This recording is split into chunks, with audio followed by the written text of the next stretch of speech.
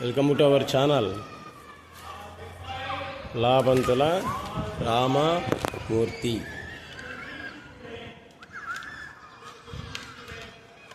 జ్ఞానధార. హిందూ దేశ్ అందరికీ సూర్యుడు ఒక్కడే, అలాగే చంద్రుడు ఒక్కడే. అన్ని కులాలు అన్ని మతాలు ఉన్నవాడికి లేనివాడికి చంద్రకాంతి సూర్యకాంతి రెండూ కూడా సమానంగానే ఉంటుంది. బ్రహ్మం ఒక్కటే, పరబ్రహ్మం ఒక్కటే అంటాం. కానీ అదే భావంతో జీవనయాత్ర సాగిస్తున్నావా? లేనే లేదు.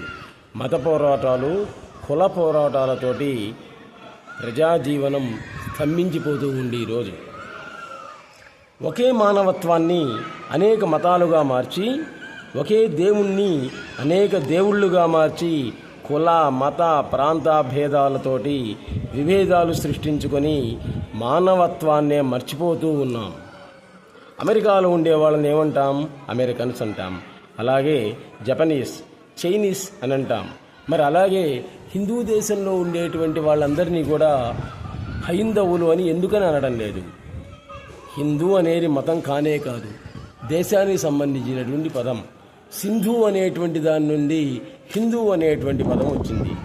బ్రిటిష్ వాడి వల్ల అది ఇండియాగా మార్చి మత కుల పోరాటాలు పెడుతున్నారు.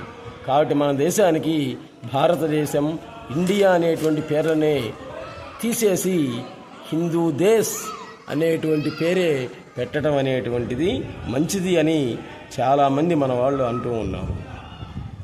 ఇండియా భారత్ అనే దానికంటే హిందూ దేశ్ అనేటువంటిదే సముచితమైనటువంటిది. ఆ విధంగా పేరును మార్చినట్లయితే కొంతైనా కానీ హైందవ సనాతన ధర్మం అనేటువంటిది రక్షించబడుతుంది. ఇప్పుడు చూస్తున్నారు, ఈ పిల్లలు ఉన్నారు, స్కూల్ పిల్లలు, వీళ్ళు ప్రార్థనా గీతాలలో సారే జహాసే అచ్చా అనేటువంటి దాన్ని పాడుతుంటారు.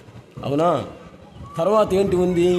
హిందుస్థా హమారా అంటే అర్థం ఏంటి?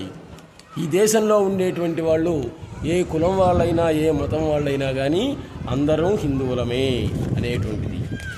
కాబట్టి ఇంత చేస్తూ చిట్టవరకు హిందూ దేశ్ అనేటువంటిది పేరు మార్చడానికి ఎందుకని మన ప్రభుత్వం వాళ్ళు ఆలోచిస్తున్నారు.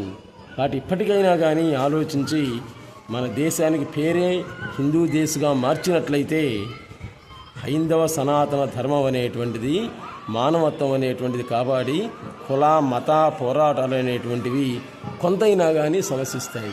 Please subscribe our channel Labanthula Ramamurthy. నమస్తే.